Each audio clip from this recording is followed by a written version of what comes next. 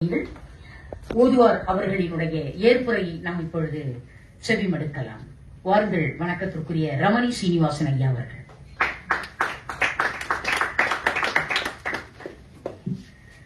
திருச்சிற்றம்பலம். எல்லாம் வல்ல பண்ணின் நேர்மொழி மங்கை பங்கினன் அண்ணலாகிய ஆனைக்காவுடைய ஆதியார் பொன்னார் திருவடி கமலங்களை பணிந்து இந்த விருதுக்கெல்லாம் இந்த முழு பெருமையும் அங்கீகாரமும் எனக்கு கிடைத்திருப்பது என்றால் இதை செய்ய வைத்த இறைவனையே அது சாரும்.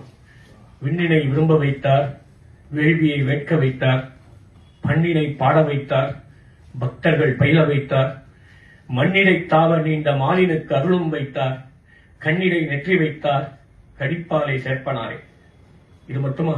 ஊனப்பேர் ஒழிய வைத்தார், ஓதியை உணர வைத்தார், ஞானப்பேர் நவில வைத்தார், ஞானமும் நடுவும் வைத்தார், வானப்பேர் ஆறும் வைத்தார், வைகுந்தருக்கு ஆழி வைத்தார், காணப்பேர் காதல் வைத்தார், கடிப்பாலை சேர்ப்பனாரே. பெருமையெல்லாம் இறைவர் ஒருவருக்கு மட்டுமே. இந்த உயிர் அறிவற்ற ஜடமாக இருந்தாலும், அதாவது உயிர் அறிவுடைய பொருள்தான், ஆனால் அதை சித்துப் பொருளாக, முற்றறிவுடைய சித்துப் பொருளாக மாற்றுவதற்காக இறைவர் எத்துணை போராடுகிறார். அதனால் வந்ததுதான் தனு கரண புவன போகம்.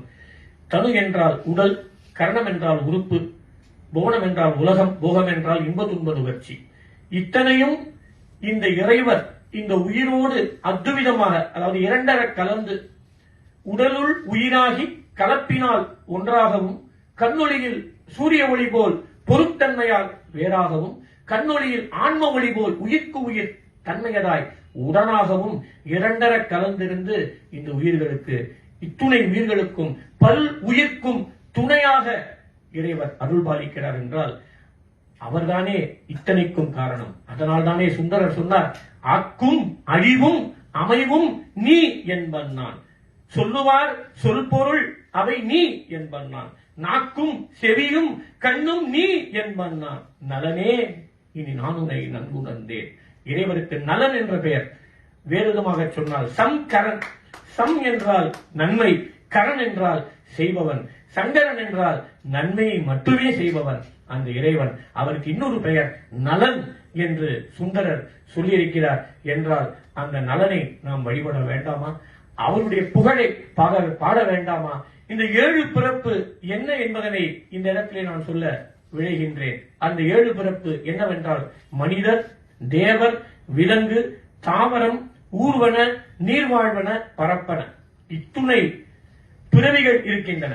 அதாவது 84 100,000 யோனி பேதம் என்று திருஞான சம்பந்த பெருமான் அவருடைய திருப்பதிகங்களிலே குறிப்பிட்டிருக்கிறார்.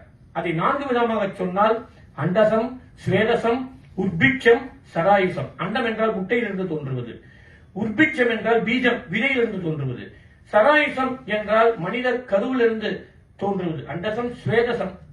ஸ்வேதசம் என்றால் வியர்வையிலிருந்து தோன்றுவது. இப்படி 4ஆக பிரித்து அதை 7ஆக வகுத்தவர் நமது ஆன்றோர்கள் என்ற வகையிலே இந்த விருதினை இன்று நான் பெறுவதற்கு காரணமாய் இருந்தது யார் என்று சொன்னால் அந்த இறைவர் ஒருவரே. அதாவது உயிருக்கு 3 சொல்லுவார்கள், அறிவு, இச்சை, செயல். அறிவும் செயலும் அந்த இறைவனுடையது. இச்சை என்பது உயிருடையது. நாம் என்ன விரும்புகிறோமோ அதையே இறைவர் நிறைவேற்றி கொடுப்பார். அதாவது நாம் என்ன விரும்புகிறோமோ அதற்குண்டான அறிவாற்றலையும் செயலாற்றலையும் அந்த கடவுள் செய்வார். இச்சை நம்முடையது. அந்த இச்சை நாம் என்ன வேண்ட வேண்டும் நமக்கு தெரியாது. அதுக்குதான் குரு அனுப்புறார். அப்ப 3 காரணம் சொல்றாங்க. முதல் காரணம் துணை காரணம், நிமித்த காரணம்.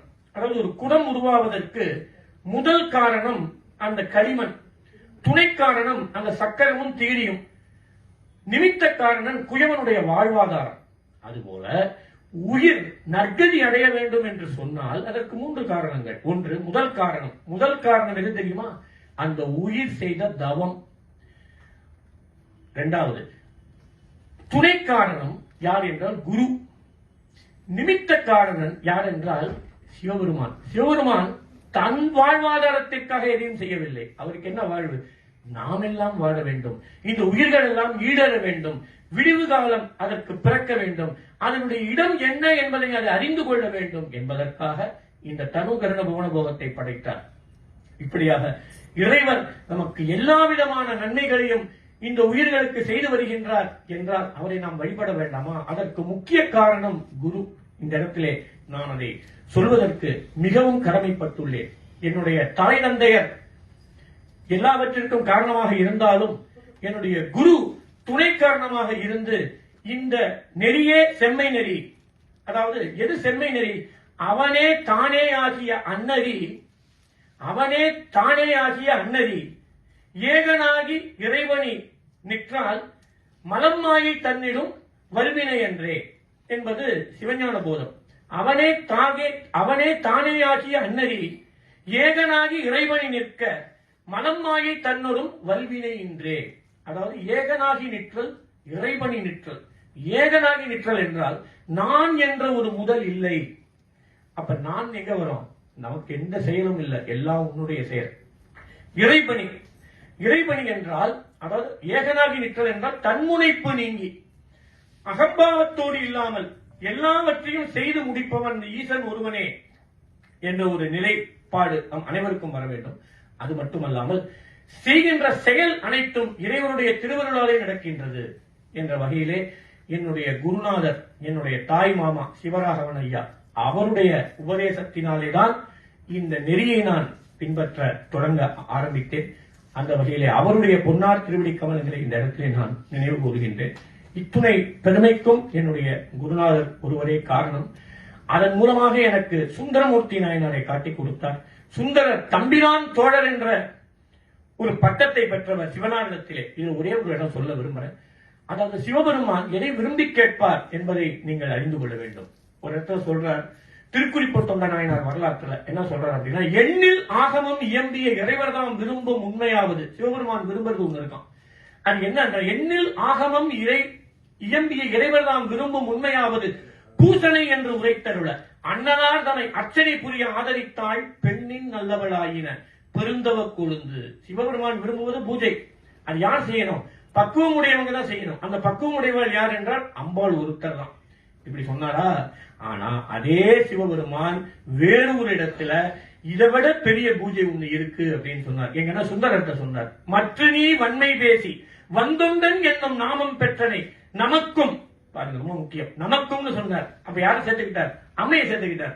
நமக்கும் அன்பின் பெருகிய, அங்க வெறும் அன்புதான், இங்க அன்பின் பெருகிய சிறப்பின் மிக்க, அங்க வெறும் சிறப்பு தான், இங்க சிறப்பின் மிக்க அர்ச்சுனை. எனக்கு எது தெரியுமா பிடிக்கும்? பாட்டே ஆகும்.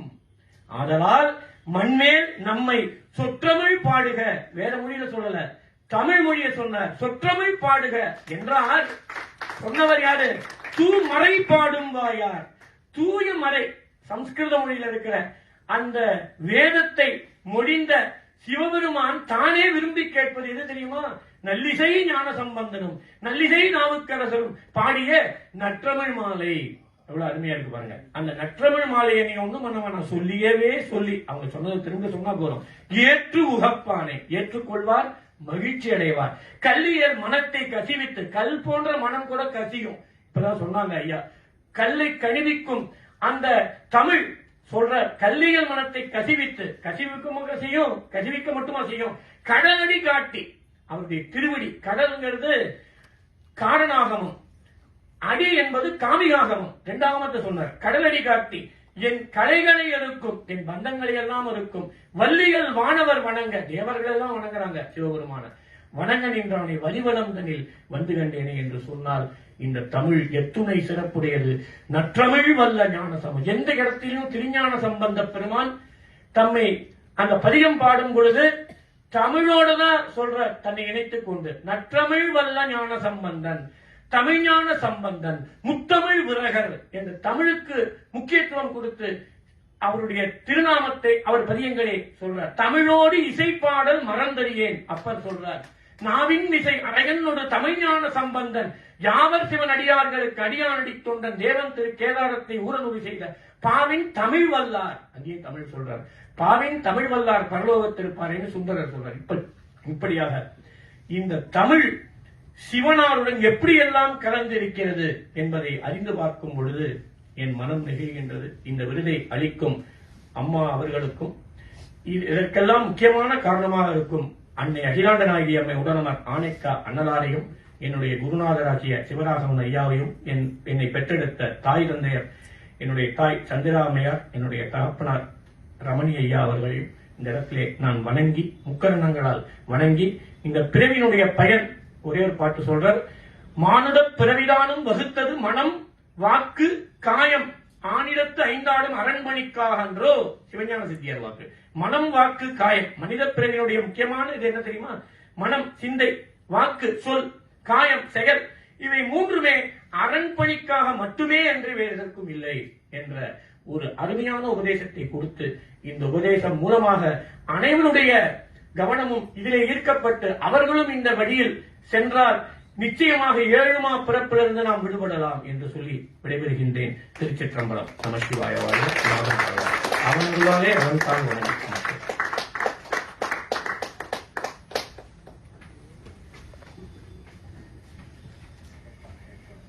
திருவானைக்கா அன்னையின் அருளால் நாம் இன்றைக்கு